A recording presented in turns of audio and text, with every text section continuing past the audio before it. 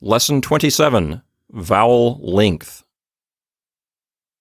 You know, Catherine, the more I learn about languages, the more I think that our terminology in English about vowel length is a bit problematic. It's kind of confusing sometimes, wouldn't you agree? Definitely. When you come to learning a different language, our terms of long and short and what they represent in English make it a lot harder to understand what's going on in other languages like Greek, like Latin, because vowel length in those languages represents a totally different concept than our vowel length in English. Exactly. That's exactly what I was thinking about. Because we have basically two competing ideas. One idea is tone quality, that is the sound quality of the vowel. And the other idea is the duration of the vowel, that is the time that it lasts as you are pronouncing it. Mm-hmm. And by quality, so it means the actual sound that the vowel is making. So in English, we say long A says A and short A says ah. That means when we're talking about long A and short A, we're talking about quality, i.e. the actual sound that the vowel is making. That, as you said, is different from duration, i.e. how long of a time we pronounce the vowel. So in ancient Greek, vowel length refers to duration, the actual time that you sustain the vowel as you pronounce it. So it's almost like music where you're holding certain notes for longer time and certain notes for a shorter time. So really the terminology is not good. It's confusing, and to me it's really kind of unhelpful for English speakers when we say long and short, but it does not refer to duration. I think that's confusing.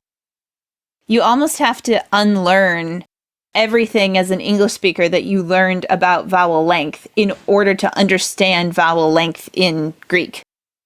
So why do we use those terms? Do we take those terms from the way they're used in the analysis of European languages, and then we use them to describe English, and it ends up just talking about different things? I'm not exactly sure, but if I remember correctly, didn't Old English have duration vowels? Like some vowels were held for longer than others? Am I remembering that correctly? Yeah, they had duration-based vowel length, if I'm not mistaken. But in modern English, I don't think we do. We don't. But it does make me wonder if that fact that we used to has something to do with the way we talk about it. We also got a lot of our terminology from Latin grammarians to begin with. And so that, as you said, may be part of the reason why we still talk about long and short vowels, even though we don't change the duration. You know, we may in English have, technically speaking, we may have different durations, but they don't make a difference for the meaning of a word. For example, in the last lesson, we used the word dot, D-O-T. Mm-hmm. That is technically, like if you look in a dictionary, that is a long sound. But even if I pronounce it short in duration, dot, it's still the same word. If I say dot or dot, no matter what duration I use, you still know what word I'm saying. It's a dot. Right. So we may have differing durations linguistically, but they don't make a different phoneme. Whereas in other languages, changing the duration might make it into a completely different word. And it does in Greek. So, Catherine, we have the word potato here as sort of a practice piece, a practice word. Mm-hmm.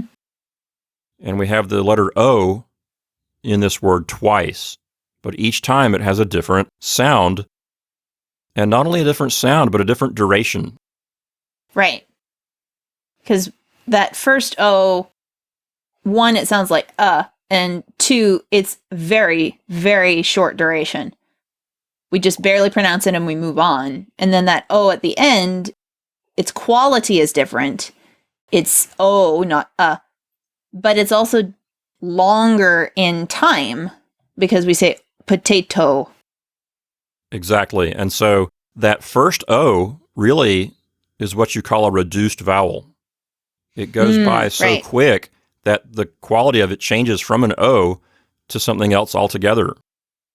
So again, the term for that is called a reduced vowel. Potato. That sound that it gets is really hardly even an O at all. But the O at the end is a full O. So the whole point of working with the word potato here is to observe the fact that the same vowel can have differing durations and differing qualities of sound. Mm-hmm.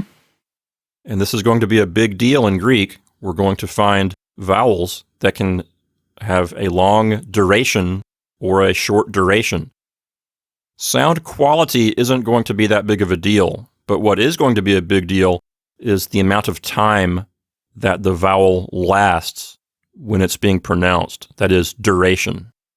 Right, because sound quality does not really change that much in ancient Greek, but duration can for certain letters.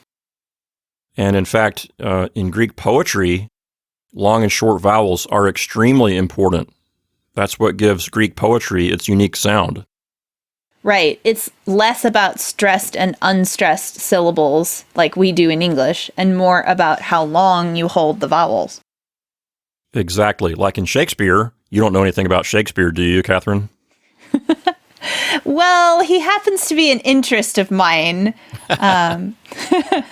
So in Shakespeare, we have the iamb, right? I-A-M-B. It's what we call which is a poetic foot, right?